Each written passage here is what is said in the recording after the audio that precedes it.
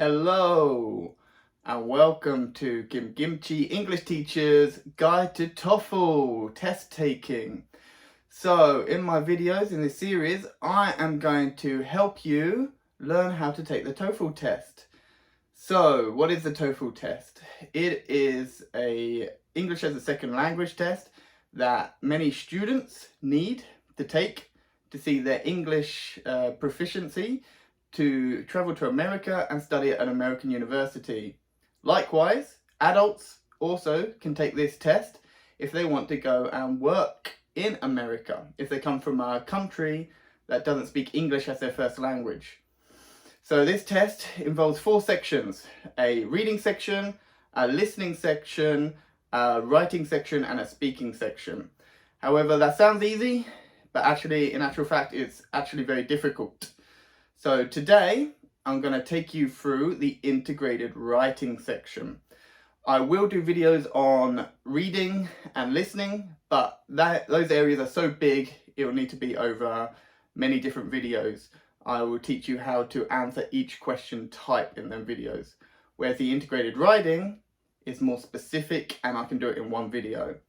So in the integrated writing, you have to read a reading section. You have 3 minutes. You'll read a section, you'll then listen to a lecture or a conversation in an academic setting, and then you'll have 20 minutes to write the contrasting views between the reading and the listening.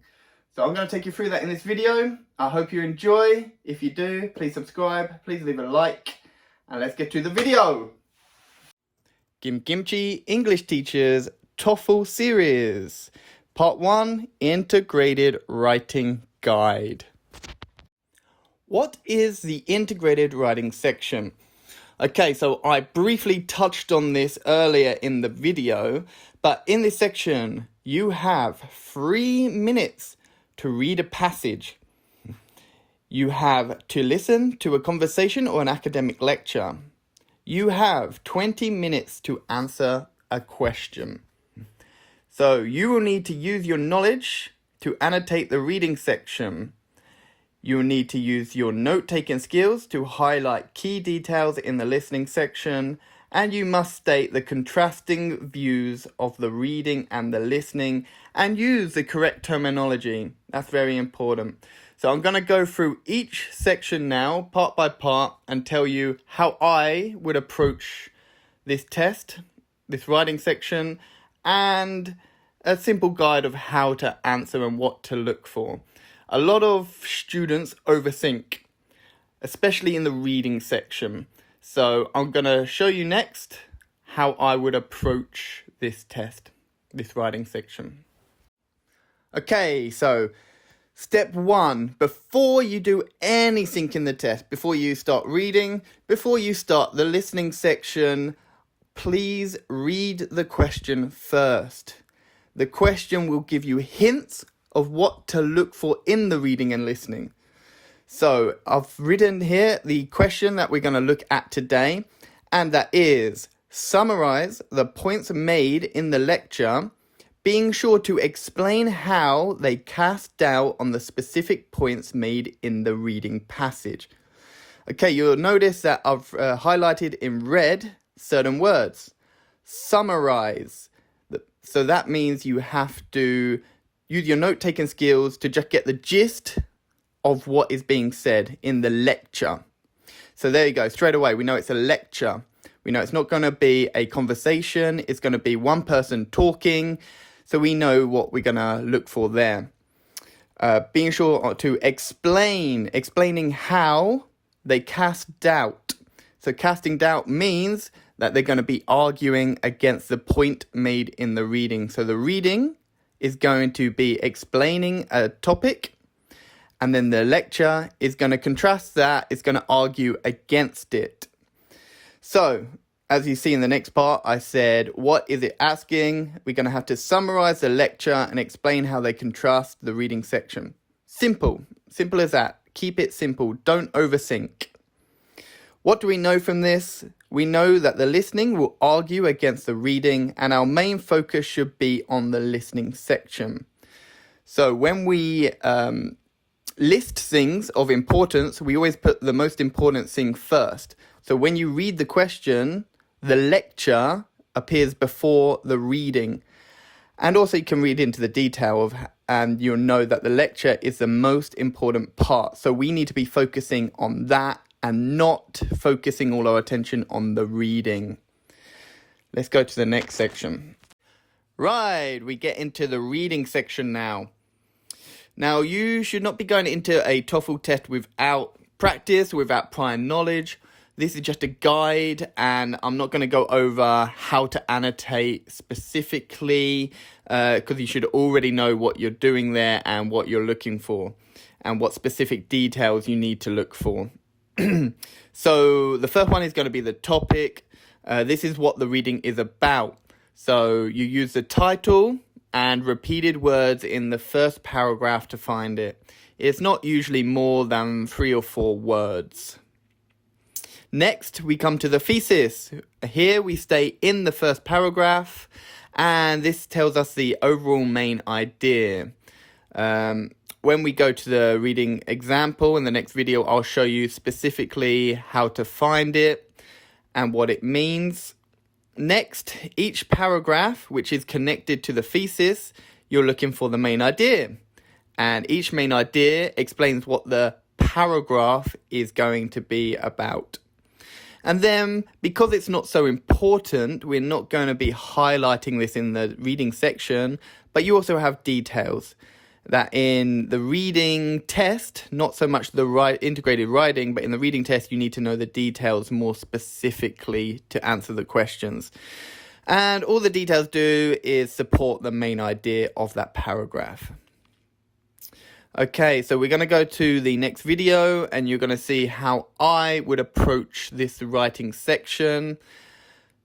So let's go to that. Okay, I hope you can see this okay. This is the reading section. So I've printed this out ready to annotate and show you how to do it. So before I start the timer, I just want to take you through the annotation forms. So you don't have time in the test to write this out on the top like I'm going to do now. However, you should already know this. So when it comes to it, you know exactly what each symbol means. So I'm going to use a red pen. Some people use highlighters, different highlight colors.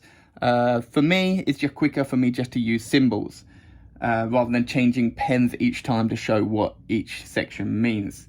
So, first of all, at the top, we're going to start, as I said earlier in the video, with the topic. So the topic, to find the topic, all I'm going to do is put a box around it when I find it. Simple, so when I'm reading, just a box around it. Next was the thesis. And when I find the thesis, I'm going to put 2 lines under it, because 2 lines is more important than 1 line. So thesis is more important than the main ideas, which comes next. And all that is 1 line. In the actual reading test, we will find details. So I'm going to write it over here, details. We're not going to use them in this section. We're not going to find them in this section. And all you do is dotted lines under them. And finally, transition words. So transition words, I put a triangle over them. Transition words are certain words that connect 2 sentences together. So for example is an example. So if you see, for example, you put a triangle because that's connecting one sentence to another. However, but, so, then, it. So words that are connecting the 2 sentences. Okay, so that's my annotation tools. Again, do not write these out in the 3 minutes. You don't have enough time to do that. But if I set my watch now, I'm going to set it for 3 minutes, and there we go. Timer started. So I'm wasting time with my watch, but that's okay because I don't need 3 minutes to do this, because straight away our title is Life on Mars. I know that's going to be connected to the topic, just searching through it, just skimming, I see Mars, I see Martian, the Martian, supporting Mars. So we know Mars is going to be our topic and life existent on Mars. So that's our topic straight away. Thesis statement, 99.999% of the time, our topic is going to be the last sentence in the first paragraph. And straight away, there's our transition words. 3 recent discoveries lend support to the idea that there may well be life on Mars after all. The important word there is 3. It means, look, we have 1 paragraph, 2 paragraph, 3 paragraphs. Each paragraph is going to explain exactly those 3 discoveries. So again, this one's easy, very simple, because they tell us first, second, and third. So we know our main ideas are going to be the first sentences. So there we go. Large amounts of methane have been detected in the Martian atmosphere. Main idea number 1. Second, the existence of life on Mars is also strongly supported by a meteorite discoveries in Antarctica in 1996.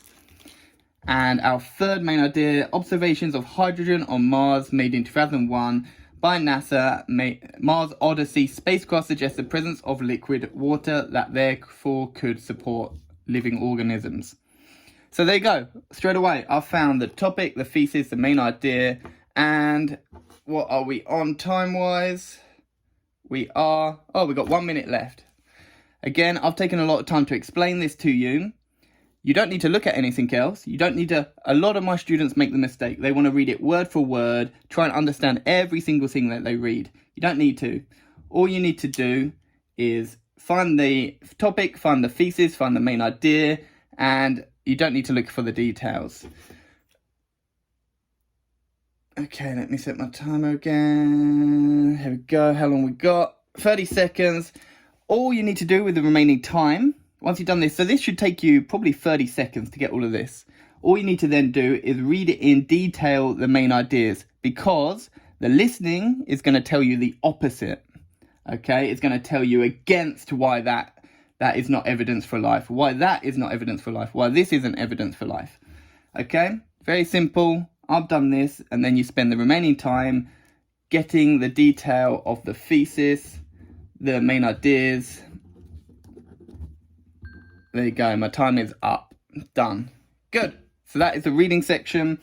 You then go straight on to the listening, which will be the next part, and I'll explain exactly how to do the note taking for that. But like I said, find the thesis, topic, you know what it's about. The thesis is what the next 3 paragraphs is about, and the main idea is what each paragraph is about. I don't need to look at anything else. I have barely read it.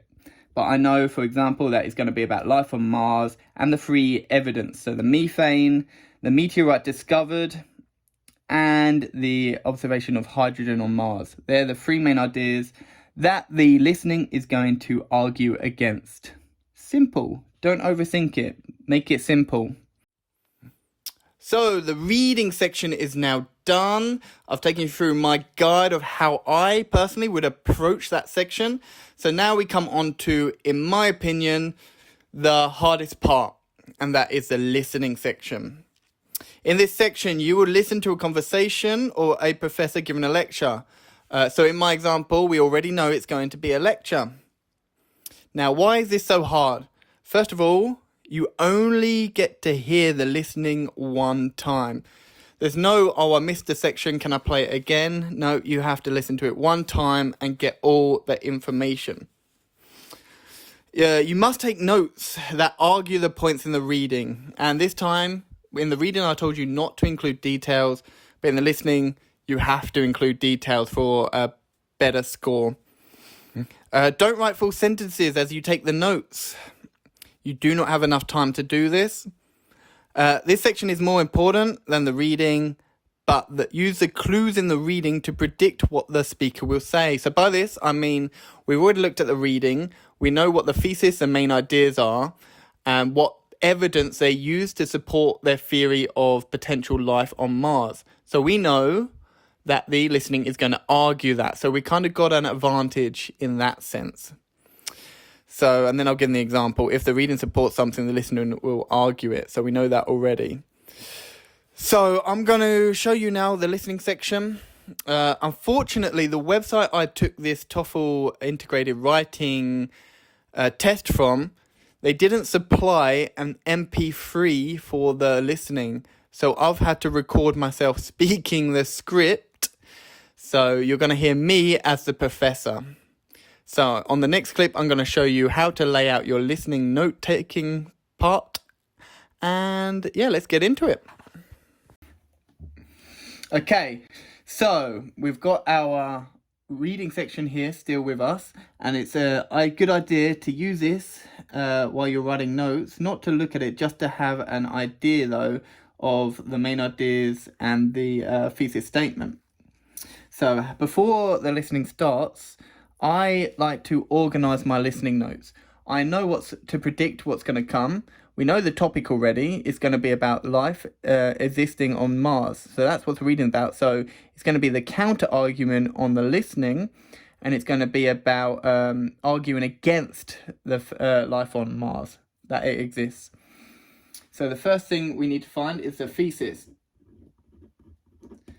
So we lay that out, thesis, then main idea 1, and then we'll have detail here. I'll give some space, main idea 2, detail, and then main idea 3, detail. So that's how I simply lay it out. You might need some more room, possibly, but I can just use the back of the page if I need to.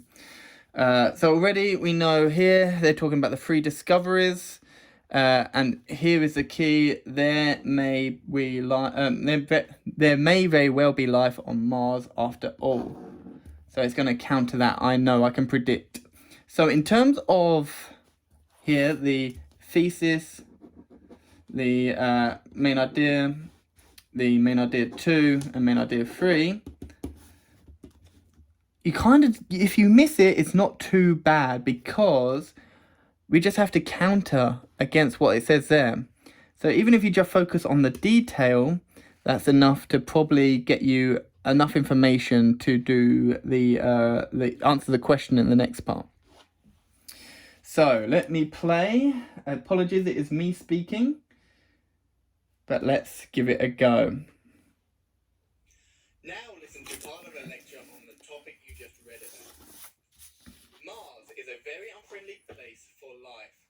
The evidence that has been put forward as supporting there being life on Mars is actually very ambiguous.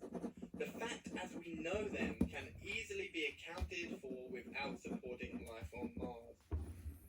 First, methogens are not necessarily the source of the methane. Methane can be produced by non-biological processes like volcanic eruptions. The same experiments that detected the atmospheric methane also indicated recent volcanic activity. Moreover, unlike methogens, volcanoes have actually been found on Mars. So since no methogens have been found yet, it's more likely that volcanoes are the source of Mars' methane. Second, while the magnetite crystals found in the meteorites from Mars were probably made from bacteria, there is no indication that the bacteria themselves originated on Mars. The meteorites arrived on Earth about 13,000 years ago, which means it had had thousands of years to become exposed to bacteria on Earth. So it could have been bacteria on Earth that formed the crystals we now observe. Indeed, recent research performed on the meteorites found that, in fact, it has become contaminated by Earth's bacteria. Since the sample has been contaminated, the magnetite crystals on the meteorites cannot be used as evidence for life on Mars. Third, what about the supposed existence of liquid water near enough to the surface of Mars to support life? The recent investigation of Mars detected hydrogen. They didn't detect liquid water per se. It's actually much more likely if there's any water close to the Martian surface, it's frozen. In other words, it's ice, not liquid water. And that's not a great environment for life.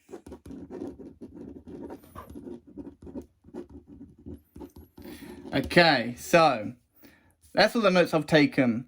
And I mean, I'm at an advantage because I am an English speaker. That's my first language. That's my only language. So for me, writing notes quickly is easy.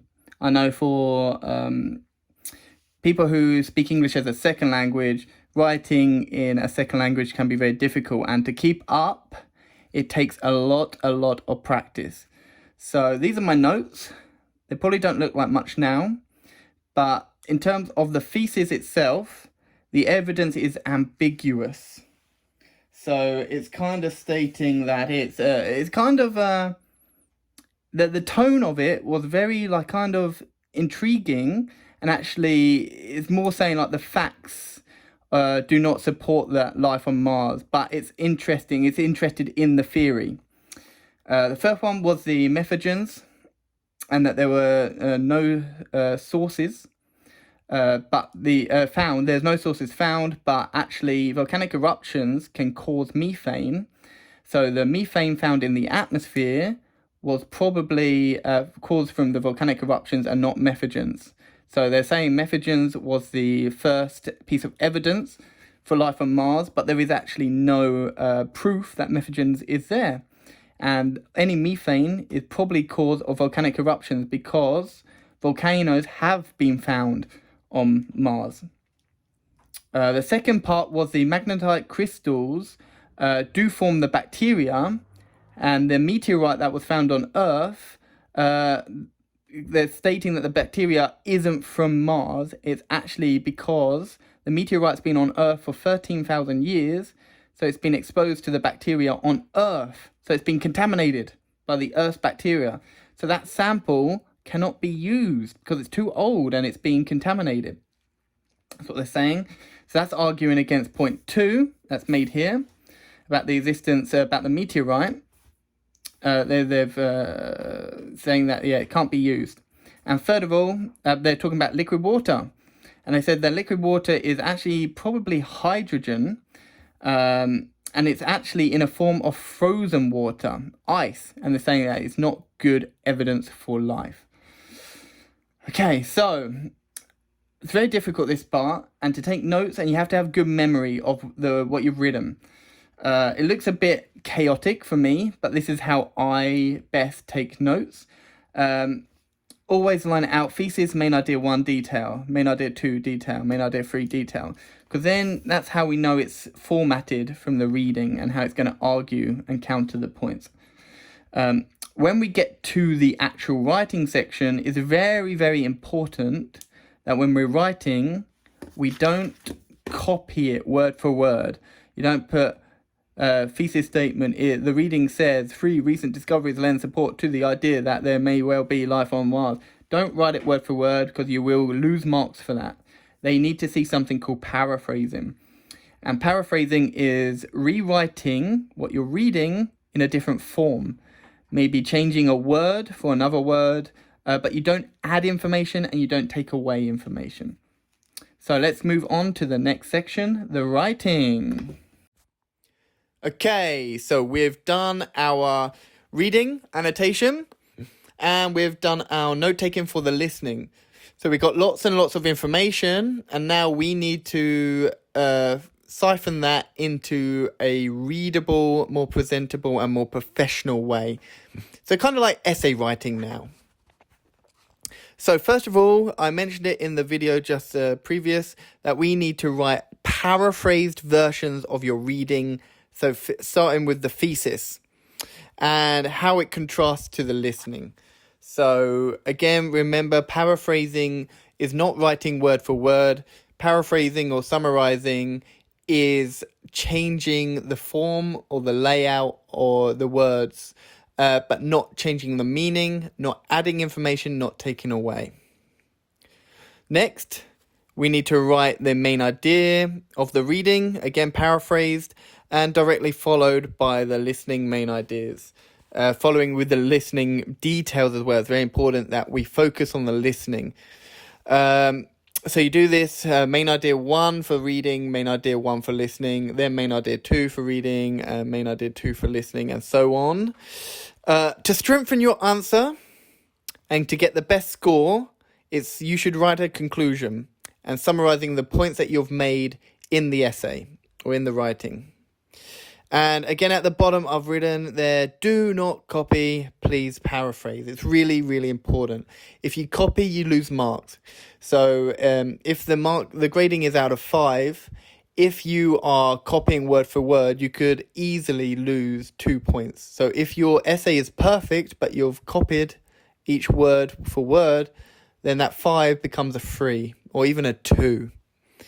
Again, at the end, I'm going to take you through the grading, the scoring guide, the grading guide for this integrated writing to just show you what the perfect score and how to get it. Okay, let's have a look at my essay that I've written. Right, so here is the writing section that I've done myself. I've handwritten it. I didn't record it because it would have taken too long on this video, and this video is quite long as it is. So I'm just going to take you through what I've written.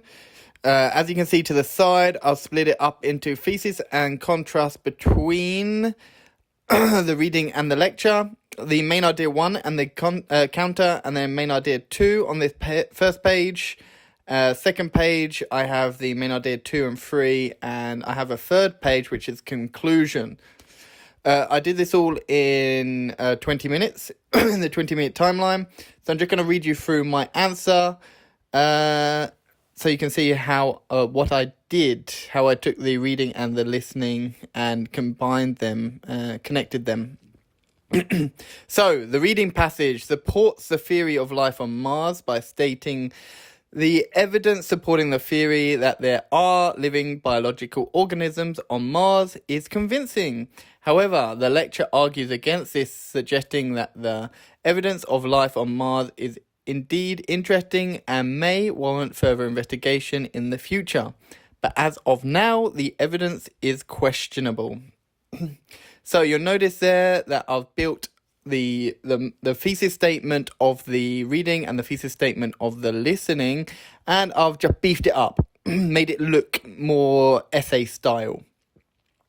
You'll notice the key word there is the lecture argues against. So I am stating that it's the opposite meaning, and that's what the person who's grading your work will be looking for. So now the main idea 1 and the counter. So the first piece of evidence presented in the reading is the large amounts of methane detected in the atmosphere. This suggests that living methogens could be present. The professor rebutes this evidence by arguing methogens have not yet been found on Mars, while volcanoes which do produce methane have been found, which could be why methane has been detected in the Martian atmosphere. Again, I've taken the reading and the listening points, and then I've stated there that the professor rebutes the evidence. Again, arguing against it. Very important. And then the main idea 2, I started with the next piece of evidence the reading hangs on to is a meteorite found on Earth, proven to be from Mars, contains magnetite crystals, which can be produced only by living bacteria. So let me change to the next page and I will read you the rest. Okay, let me continue. So to counter this evidence, the lecture says the magnetite crystals on the meteorite have been caused by the bacteria from Earth. After all, the meteorites have been on Earth for an extremely long time, and studies show that the meteorite has been contaminated by earthly bacteria. Due to this contamination, it can't be concluded that the crystals were formed by bacteria on Mars.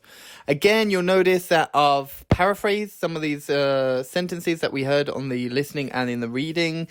And again, I said to counter this evidence. So again, arguing against. Very important. Main idea 3 and counter. The final piece of evidence the reading puts forward is that recent data indicates that there may be liquid water under the ice layer, and thus there may be living organisms. Rebuting this, the professor explains the existence of ice layer is only an inference from the presence of hydrogen in the soil, and there are other equally plausible non-biological explanations for that soil hydrogen. Again, I've said rebuting this, meaning they're arguing against. You'll notice that I've beefed it up with extra words and sentences. That's just a way of strengthening the points made. Just adding that those words beefs up the essay and can gain you a few extra points and makes it more smoothly the way it reads. Okay, I am going to go to the next page now. There's a little bit down here that says, to conclude, the reading puts forward 3 pieces of evidence. Methane detection. Now let's go to the next page. Magnetite crystals and liquid water, all of which was argued against by the lecturer. However, it seems clear that neither side of this argument will be proven correct until we go to Mars and search and find proof for or against life on Mars. So this conclusion, I've just briefly stated the 3 pieces of evidence put forward by the reading, and then I just put a short bit argued against by the lecturer. Then I've added at the bit at the end. So using my own knowledge about the evidence produced and about Mars, I've said that until that someone goes to Mars or a team goes to Mars and actually searches and finds proof, neither side can be correct. So that is the writing done, the writing section done. We're going to have a quick look now in the next slide at the grading for this section, the integrated writing. Okay, so here is the TOEFL test IBT integrated writing rubric. So the scoring, so it goes from 0 to 5. So 0, I'm hoping none of you will ever get. Basically, here you go. It merely copies sentences from the reading, rejects the topic, or is otherwise not connected to the topic, is written in a foreign language, consists of keystroke characters, or is blank. So there you go. Very important. Do not copy. I've repeated it many times. Do not copy word for word. Okay, let's skip 1, 2, 3. Let's go to the best answers. So number 4. A response at this level is generally good in selecting the important information from the lecture and incoherently and accurately presents the information in relation to the relevant information in the reading.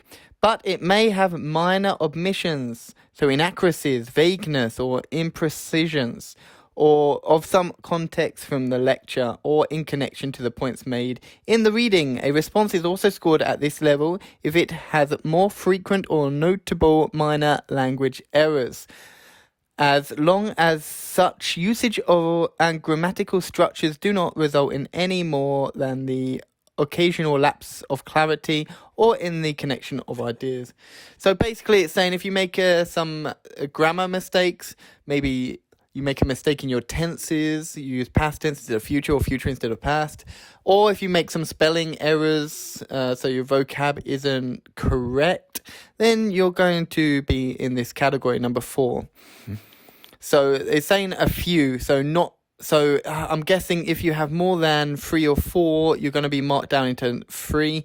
But if you have just 1, 2, maybe 3 you can get away with, you will be in that 4th category. Now for the best score, 5, a response at this level successfully selects the important information from the lecture and coherently and accurately presents this information in relation to the relevant information presented in the reading. The response is well organized and occasional language errors that are present do not result in an accurate and imprecise presentation of context or connections. So there you go. If you make a few mistakes, as long as it doesn't affect the overall meaning of the listening and the reading points, and it answers a question, then you're going to get this category 5. I truly believe if you follow my instructions from this video, you will be in the 4 or 5 category. It's just dependent on your level of English, grammar and writing skills.